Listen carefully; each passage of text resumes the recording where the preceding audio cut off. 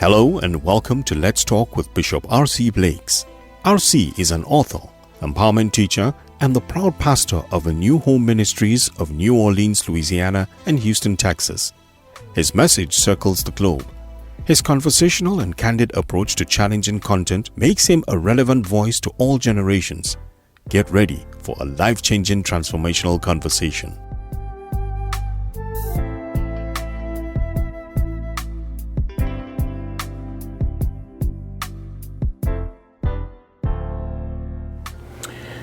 Well, hello family, hello, and welcome back to Bible study. And what an amazing message that I have for you today. Before we get started, I would love for you to just invite someone to come in and to be a part of our Bible study today. I'm going back into the discussion on happiness. And in today's lesson, we're talking about happiness is a state of mind. It's an inside job. It's an inside job. If you don't learn to really be governed by your spirit from within, the world is constantly sending messages and signals that say, be stressed, be anxious, be angry, get belligerent, be ignorant. You have to pause and take a moment to really settle yourself and understand that nothing from without should be able to dictate what goes on within. But what is within should always dictate what happens without. This morning when my wife and I woke up, we have a lot of things going on, a lot of business, a lot of decisions to make, a lot of moves to make and all of that kind of thing. And so, after talking to God, the tendency is to kind of look into, what emails or whatever. And so something came through from a certain person that we're doing business with. And, my wife was like, well, what are we going to do about this? I said, well, we're going to move at our own pace. And we're not going to allow their issue to be our issue. And we're going to enjoy our day. And we're going to make a decision whenever we're ready to make a decision. Nobody's going to force us or push us into anything, because the world will always speed you up. And you have to understand that happiness is a state of mind, something I'm learning. Well, curiously, I looked up just a definition on Google relative to happiness and how it's defined. And this is the one that really stood out to me. Happiness is a feeling or showing pleasure, or here's the word, contentment. It is feeling or showing pleasure or contentment. So what does that mean? That means that you don't always have to be comfortable to be happy. Contentment. You don't always have to have, a plush set of circumstances to be happy. There are some people, I dare say, who are in prison and are happier than you and I are, quote unquote, free. I remember the first time I traveled out of the country to Mexico. It was my first time ever really being in a third world type environment. And dirt floors, no electricity, no running water, extremely impoverished. And the thing that stood out to me on that trip was that I had just gotten off of an airplane with Americans mostly, who at that time when you flew first class, they served you food on China and all of that. All of this money and all of this stuff surrounding them, and all of these people just kind of moving around with this scowl on their faces. And then I land and I start moving about the little city we were in, and I noticed that these people had nothing. And you could see on their faces they were freer, they were happier, they were lighter. Because happiness largely entails contentment. Contentment. Like there's some of you right now who are planning on buying a new house because somebody else got a new house, or You saw something on TV and it's like a rat race. You know, you get that one and then 3 years later you want another one, and you're never really content with such things as God has blessed you with. And so because you lack contentment in your mind, in your mindset, because there's never a point where enough is enough, you're never really happy because you're always what? Grinding. Look in Acts chapter 26, verses 1 through 3. Listen to what Paul says. Then Agrippa said unto Paul, Thou art permitted to speak for thyself. Then Paul stretched forth the hand and answered for himself. He says in verse 2, I think myself happy. I think myself happy, King Agrippa, because I shall answer for myself this day before thee, touching all the things whereof I am accused of the Jews. I'm happy because I get a chance to speak for myself, especially because I know thee to be expert in all customs and questions which are among the Jews. Wherefore I beseech thee to hear me patiently. So he's in a position where people are hating on him, but Paul says, King Agrippa, I think myself happy. Now, I know I'm pulling that out of the overall context, but you can't ignore that statement. I think myself happy. In other words, Paul was saying, I have found something in my mind to be happy with. No one can argue that. I'm happy just because I have a chance to speak for myself. It could have been that I wouldn't have even had a chance to speak for myself. How much happier would you be if you just really perused your life and thought about your pros versus, just constantly dwelling on your cons? Paul found a pro and said, I think myself happy because I'm able to speak to you for myself, and I know that you're a man of judgment. So happiness is a chosen state of mind. Somebody say that. My happiness is a chosen state of mind. Write that, if you're watching this on some platform where you can chat, write that in the chat. My happiness is my choice. Now, let me give you these 1, 2, 3, 4, I think I have 5 things. Happiness is a choice. Number 1, I choose, listen to this very carefully, contentment in every state I'm in. Whatever state I'm in, I choose contentment. Whatever state I'm in, I choose contentment. If I'm in traffic, I choose contentment. I'm from New Orleans, but I live between New Orleans and Houston because the ministry is set up there, and my children are educated in Houston. So I spend quite a bit of time in Houston as well. We have a church there. And so I know about traffic. And when I first got here to Houston, it takes an hour to get everywhere.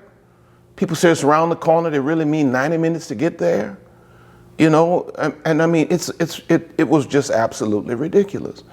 And then, I'm thinking about at home in New Orleans, I can get anywhere in 15 minutes. In traffic, I can get there in a half hour. And so I'm sitting in all of this traffic and I'm stressed, I'm sweating, Texas heat. And then one day I woke up and realized the heat ain't gonna change because I'm stressed out. The traffic is not going to change because more and more people come into Texas. And so then one day I said, okay, I choose to be content. I have a car, I have air conditioning, I have radio, I have satellite radio. I can make phone calls, through the system and take care of business, knock certain things out. I choose contentment. And do you not know, it doesn't matter what kind of traffic. I mean, I can be in dead stop traffic. You know, I am content because I choose to be content. My blood pressure doesn't elevate. I don't get stressed out because I chose contentment before I left my house. I choose contentment in every state I'm in. Philippians chapter 4, verses 10 through 13 says, I'm glad in God, far happier, this is the message. He says, far happier than you would ever guess. Happy that you're again showing such strong concern for me. Not that you ever quit praying and thinking about me. You just had no chance to show it. Actually, I don't have a sense of needing anything personally. I've learned by now to be quite content, whatever my circumstances. That's the engine of happiness, is contentment. He says, whatever my circumstances. Verse 12, I'm just as happy with little as with much as with little. I found the recipe for being happy, whether full or hungry, hands full or hands empty. Verse 13, whatever I have, wherever I am, I can make it through anything in the one who makes me who I am. So I choose contentment in whatever state I am in. Do you choose contentment today? Number 2, happiness is a choice. It's a state of mind. I choose to stay hopeful. You can panic. You can throw in the towel. You can go over all of the worst case scenarios, but I choose to stay hopeful.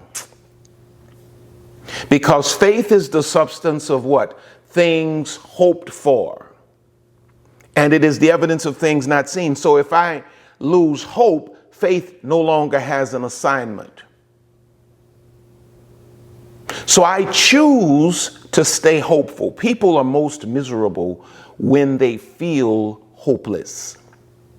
A lot of times people say, you know, we don't understand the aggression or, you know, the tension on the faces of a lot of African Americans. Well, you would have to have been African American to understand where that tension comes from. When there's a sense of hopelessness, it begins to dry out the spirit and it begins to show up on the countenance. So when one chooses happiness, one chooses hope. I choose to stay hopeful. And the Bible says in Psalms 31 and 24, he says, be of good courage, and he shall strengthen your heart, all ye that hope in the Lord. You see, I'm never hoping, my hopes are not put in man. My hopes are not put in systems. There are a lot of things that are not right with the world. There are a lot of things that are not right with the church, the body of Christ. We've seen that played out over the last 4 or 5 years or so. But my hope is not in any of those institutions or any of those people. My hope is in the Lord. So even when I'm in a situation where the circumstances seem to be crushing me, I know the one who is sovereign is looking over my life, and he does not allow anything to touch my life that he's not graced me to deal with. So I stay in a state of happiness and contentment, not giddiness, but happiness. And a state of contentment because I always choose hope. Even love, to love someone, love hopes. When you're able to stay in a hopeful state of mind, you're able to balance your spirit and your soul. And so you're able to stay in a state of contentment, even when circumstances are not the best, because I choose hope. I'm always looking I'm not staring at what's going on around me. I'm not focused on what's behind me. I'm looking forward. I'm looking to see what's going to change. I believe that's been my saving grace through life. Because I have had some seasons in my life where it looked amazingly hopeless, if that's the right word or adjective to use. And it was because I was able to keep an optimistic spirit, even though there was a part of me that wanted to stress. I was able to stay focused on my hopes, and my hopes balanced my spirit and my soul, and my hopes kept me in a place of contentment, inner contentment. And I was able to walk through the valley of the shadows of death without fearing evil, for I knew that the Lord was with me. Number 3, I choose, it's a state of mind, you have to choose it. I choose to speak life. Now this is going to help a lot of you. You are creating the anxiety in your environment with the words you're constantly using. This is ridiculous. This is too much. I can't take it. I can't take it. I'm careful with my words because I noticed something. The words that come out of my mouth generally, or primarily, should I say, create the atmosphere around, my world. And the words I listen to coming out of somebody else's mouth, if I receive them, they can change my climate as well. But I start with the words that are coming out of my mouth. If you want to live a life of happiness, you have to begin to speak life and positive words. You got to stop using your language to fuel what you do not want. I'm stressed out. Do you want to be stressed out? I can't take no more. Do you want to be in a position where you actually can't take anymore? This is ridiculous. Look at what you're talking about. Most of the times you say stuff like that, it's about something that doesn't even matter. Something that doesn't even matter. And you're using your language to fuel the agenda of the enemy. Comes to rob, steal, kill, and destroy. A lot of what he uses to destroy your happiness, rob you of your peace and your contentment, are your own words.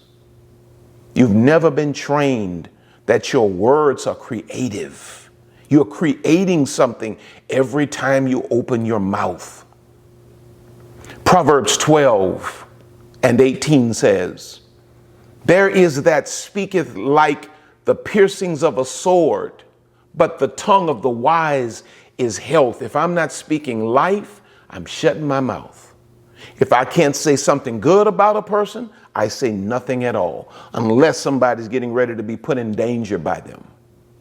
I don't use my language to speak death. I don't use my language to pull people down. Have you ever noticed, all of you professional gossipers, that every time you get through one of your gossiping sessions, it's like a sugar rush? You love gossiping, but then there's the crash. There's a spirit of heaviness that slides into your life every time you get through dragging for somebody else. It's because you cannot use your mouth for negativity and death and think that you're going to create a climate of life around you. Proverbs 18:21, "Death and life are in the power of the tongue, and they that love it shall eat the fruit thereof." Whatever you love to speak is the fruit that's going to be produced in your life. So I choose to use my language to make people happy. When I'm embracing people, it doesn't matter how I'm feeling. I may not be feeling the best physically. I enter with a smile. I greet people like, they're not a stranger. Sometimes people are taken off and they try to act like they know me. I know those folk don't know me because I greet everybody like that. "Hello, how are you? Good to see you." Because what I use my language for is like a boomerang. It sends that same energy back to me. So when I lift people up with my language, simultaneously I'm lifting myself. I'm creating an atmosphere of happiness and contentment around me as well. And then number 4, I choose to find purpose in everything. I don't know why God allows this stuff he allows. I don't know, man. But I choose to find the purpose of God in everything he allows me to go through, because God does not waste anything. If God allows me to be in something that may be difficult and tight, I know that there's a purpose for it. You know, I don't go through this. I've not gone through this. I'm not going through that just for naught. There's a greater divine purpose behind everything God allows us to deal with. And when we stop focusing on the situation and we focus on the purpose of God, he'll strengthen us. Remember, Jesus was in that garden and he was contemplating Calvary, and his flesh got so nervous he started sweating, and it was like great drops of blood. And he started crying out. He said, Father, you know, if you can take this cup from me, please take it away from me. But nevertheless, not my will, but thine be done. Your purpose be done. And then the Bible says God sent angels to strengthen him. When you choose to find the purpose in everything, it is then that you open your heart for the strength of God to take over in that situation. And you find yourself going through serious stuff just as content, with a smile on your face. And I mean a genuine smile, genuine contentment. Because there's a purpose. And nothing, you know, storms come, but they don't last. This too shall pass. And you have to remind yourself of that. There's a purpose for it, and this too shall pass. If you go to James 1:2-4, he says, my brethren, count it all joy when you fall into divers temptations. All kinds of temptations or testings. Too many to number. That's life. Knowing this, that the trying of your faith worketh patience, but let patience have her perfect work. Watch this, that ye may be perfect and entire, wanting or lacking nothing. There's some things that God allows you to go through to increase your stature. There's some blessings that can't be dropped on your life until your stature is increased. I'm talking out of personal experience right now. God has allowed me to experience some dark days in the last 16, 17 years. You know, really. Some really dark days. And I didn't understand it. But now, you know, when you get on the other side of it, you see why God allowed you to go through that. And usually it has nothing to do with you. It's about people you have to minister to and connect with. And then once you get there and that stature's increased, then the favor of God floods your life. But you don't necessarily have the stature for that right now. So God allows you to go through some things that he doesn't necessarily explain to you. And you have to choose to find the purpose in everything you go through and stop focusing on the moment. And then number 5, and finally, I choose to trust God. I choose to trust God. I choose to trust God. I choose to trust God. I choose to trust God, period. I choose to trust God. So when I get a crazy doctor's report, it may shake me for a minute. Or if I get some legal papers, I get financial demands that are coming, it may shake me for a minute, but at the end of the day, I choose to trust God. I don't understand it, but I trust you. I can't wrap my mind around it, so I'll just wrap my faith around it, and I'll trust you.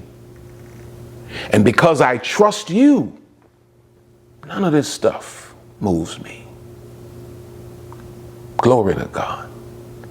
I can wake up, go to a job where people have conspired against me and they know I should be broken.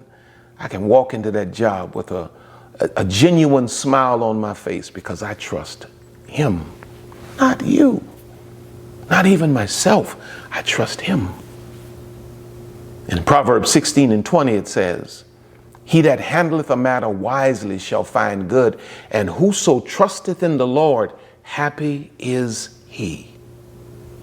So you see me coming on here, and you see me smiling.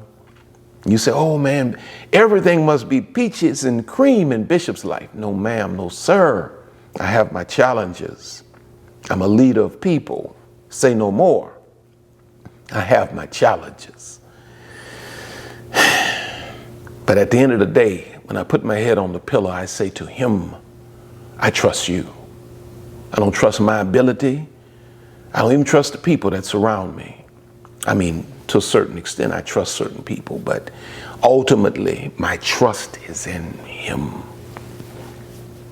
And when you choose this, when you choose these things, you have chosen a mindset that will generate a perpetual state of happiness and contentment within you.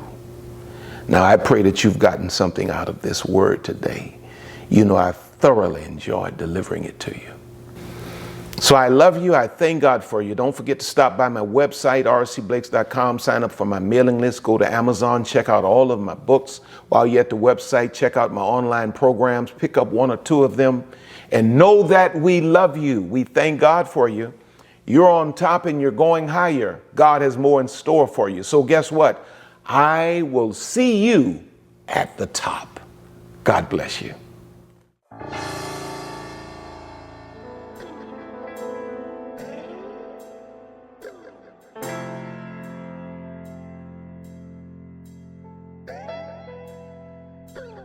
We here at RC Blakes Ministries want to thank you for spending this time with us today. RC and Lisa are always honored to have you with us. Don't forget to reach out to us by visiting our website at www.rcblakes.com. While you're there, you may join our mailing list and receive a free download of The Laws of Manifesting Your Vision by RC Blakes. Also look at all of the online programs by RC. You may find all books written by RC and Lisa. Once again, all of us here at RC Blakes Ministries want to thank you from the bottom of our hearts. And as we always say, see you at the top.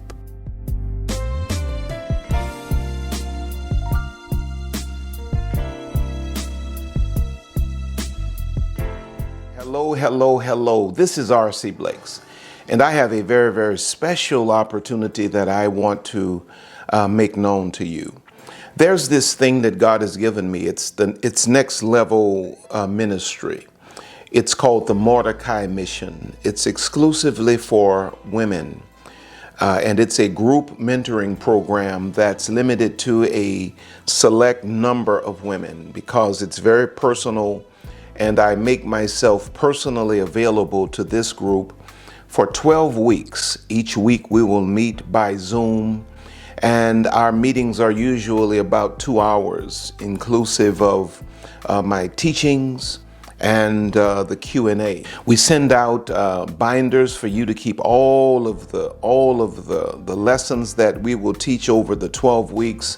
There are worksheets for you to follow along with me. We have team members on the Zoom. If you miss something, they'll help you to get the information that you need. And at the end of the 12 weeks, you'll have everything we talked about in the MORDECAI binder. Now, the program is broken up into 3 sections: inner healing, self-discovery, self-development. It's the MORDECAI mission. I call it the MORDECAI mission because Queen Esther was really the cousin to Mordecai. Esther didn't have the benefit of a father, so Mordecai had to step in and become the parental or the paternal substitute for Esther. He trained her and he raised her up, and you know the story. She went on to walk and to live out, to actualize her queendom, and Mordecai was her teacher. So I view myself as the Mordecai in the lives of the women that have been a part of the MORDECAI mission. And I'm inviting you to be a part of it if this is something that you're ready for. This is not for everyone. You know, some people get enough just from YouTube, social media, Sunday sermons. But then there's that woman that says, no, I need to dig deeper. I need more access. I need to be able to ask questions. If that's you, I want you to check it out today. Now, seats are very, very, very, very limited. I can only take so many because this is a very personal, up close, I'm available to you type meeting. We're not on a clock. I'm sitting there from week to week, session to session, and I'm answering all of the questions, and I'm pouring out of my heart. So I would love to see you in the next Mordecai mission if this works for you. God bless you. I love you. And Lisa and I would love to see you in the Mordecai mission.